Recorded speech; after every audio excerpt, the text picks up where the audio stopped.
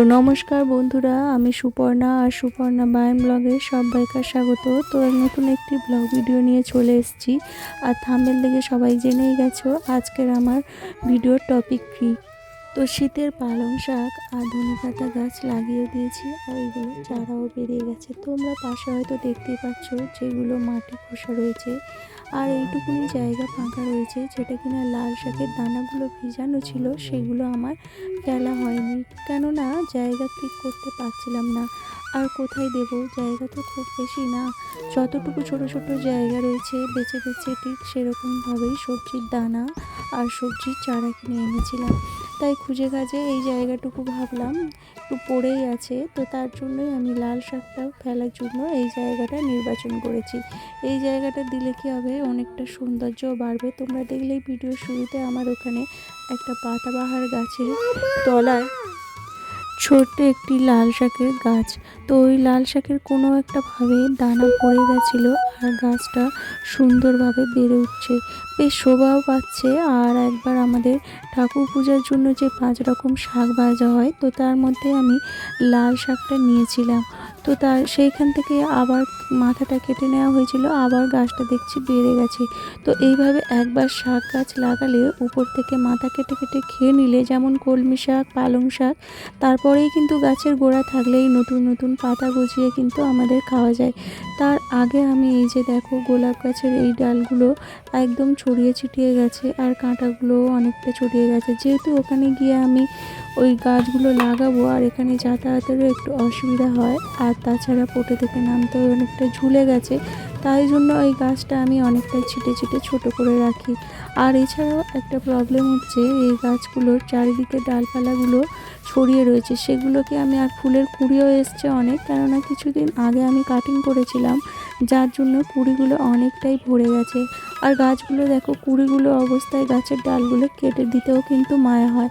তো তার জন্য আমি দড়ি বেঁধে সাপোর্ট নিয়ে আমি সুন্দর করে ওগুলোকে গুচ্ছভাবে বেঁধে দেওয়ার জন্য প্ল্যান করেছি। আর দেখো অনেকটাই বেঁধে দিয়েছি, আর কিছু কিছু তলার থেকেও বেঁধে দিয়েছি। দেখো ফুলগুলোও আমার বেঁচে গেল, আর যেটা জায়গা ফাঁকা করা সেটাও কিন্তু আমার হয়ে গেল। তো এইবারে যে গাছটা তোমরা দেখতে পাচ্ছ, এটা হচ্ছে একটা জোয়ান পাতার গাছ। আমি জানি না এর মধ্যে জোয়ান হয় কিনা, তবে পাতাটা পুরো নাড়াচাড়া করছেই জোয়ানের মতো এতটাই স্মেল আসছে যে পুরো জোয়ানই মনে হবে, আর চিবিয়ে খেতেও কিন্তু জোয়ানের মতোই মানে সেন্টটা লাগে। কিন্তু কি বলতো, পাতা তো পুরো রসালো জলে ভর্তি, আর তারপরেই ধুয়ে যখন খায়। কিন্তু এর একটা উপকারে আছে, গ্যাস অম্ল হলে অনেকটা কিন্তু সেরে যায়। তো বাই চান্স যদি কারোর গ্যাস হয়, তো সাথে সাথে এটা কিছু খেলে আর নিয়ম করে বেশি করে জল খেলে কিন্তু অনেকটাই রিকভার হয়। তো তার জন্য এই গাছটা আর পুরোপুরি কাটিনি, আর এরকম মাথায় ডোকা কেটে দিয়ে মাটিতে বসিয়ে দিলেই কিন্তু এই গাছটা অনায়াসে হয়। তাই আমি কয়েকটা বোতলে ওরকম মাথার ডোকা কেটে কেটে রেখে দিয়েছি। তো ভাবছি আর একটা টবে করে নেব, আর এখান থেকে তুলে দেব। দুটো টবে মোটামুটি করে রাখলে আর গাছটা মরে যাওয়ারও ভয় থাকে না, যদিও বা একটা মারা যায় তো আর একটা থেকে আমি চারা করে নিতে পারবো। তো সেইভাবে আমি এটা যখন আমি করব, তো তখন আমি কিন্তু এই পুরো গাছটা আমি এখান থেকে তুলে দেবো। তো তারপরেই দেখছো যে কঠিন কাজটা, যেটা কিনা আমার পক্ষে সত্যিই কঠিন, কেননা আমাদের পক্ষে এটা করা হয় না। তো তারপরেই দেখো কিন্তু কিছু করার নেই, জায়গাটা পড়ে রয়েছে। তো এই জায়গাটায় ভাবলাম লাল শাক দেবো, তাই সুন্দর করে খুশেও নিয়েছি আর যতটা পেরেছি। আর তারপরেই দেখো তোমরা একটা জিনিস আমি উদ্ধারও করেছি।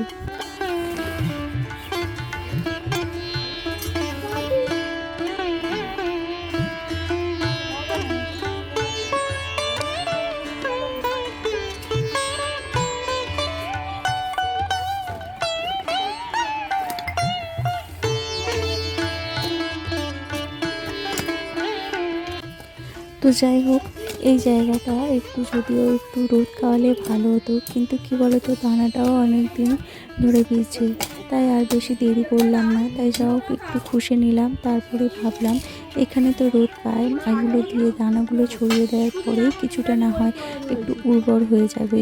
তো তারপরেই ফাইনালি দেখো যেগুলো একটু ডেলা ডেলা হয়ে রয়েছে, আমি সেগুলো কিন্তু হাত দিয়ে ভালো করে ভুষো বানিয়ে নিচ্ছি।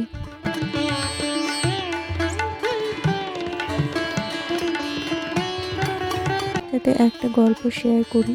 যখন আমি স্কুলে পড়তাম বাড়ির সামনে ওরকম খুব সামান্য একটু জায়গা ছিল, তখন আমি কোদাল দিয়ে কুপিয়ে আমি কয়েকটা ফুল গাছ লাগিয়েছিলাম।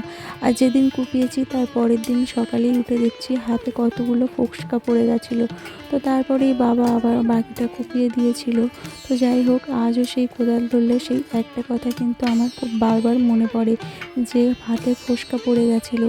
যাই হোক, এখন আর দেখলাম এত অল্প যদিও খুশেছি, তো দেখলাম অতটাও কিন্তু ফোস্কা পড়েনি, কেননা হাতের সাথে সাথে যখন ছোট ছিলাম আর কি, তখন তো ওগুলো তো নরম থাকে, তো তার জন্যই। তারপরেই দেখো এখন আমরা মনের দিক থেকেও অনেক শক্ত হয়ে গেছি, আর চামড়ার দিক থেকেও শক্ত হয়ে গেছি। যাই হোক, ওসব কথা থাক, একবারে দেখো ওইগুলো। আর যেহেতু এদিকে ছিলাম, হাতে হাতে খুশে খুশে দেওয়ার থেকে আমি একটা দা নিয়ে চলে এসেছি, তো সেটা দিয়ে একটু ভালো করে খুশে দিচ্ছি। আর এই জায়গাটা দেখো আমি ভালোভাবে কোদাল দিতে পারিনি, কেননা ওখানে গাছ ছিল, তো কোদাল যদি ভালোভাবে ওখানে দেওয়া যেত তাহলে কিন্তু ভালোভাবে খুশে দেওয়া যেত। কিন্তু কি আর করা যাবে, যেহেতু ওখানে ছোট্ট মতো পার্শ্ব মতো হলে কিন্তু ভালোই হতো, কিন্তু সেটা তো আর আমাদের নেই, তো তার জন্য কিন্তু দেয়া হয়নি।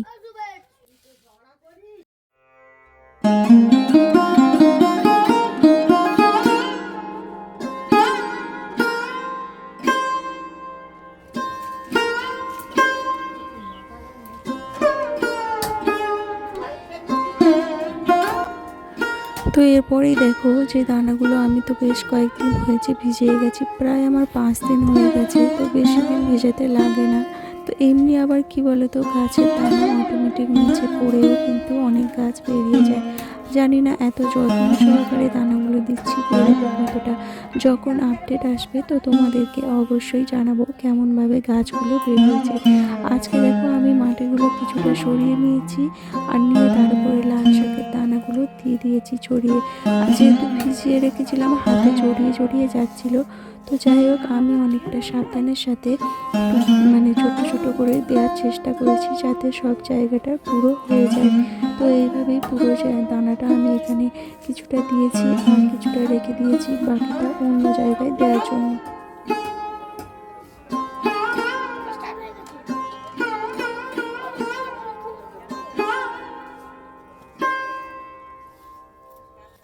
তো যেটা বলছিলাম যে আমি এখানে দানাগুলো দিয়ে দিয়েছি, তো যখন আমার আপডেট আসবে যে দানাগুলো বেরিয়ে গেছে, পরের একটা ভিডিওতে তোমাদের শেয়ার করব।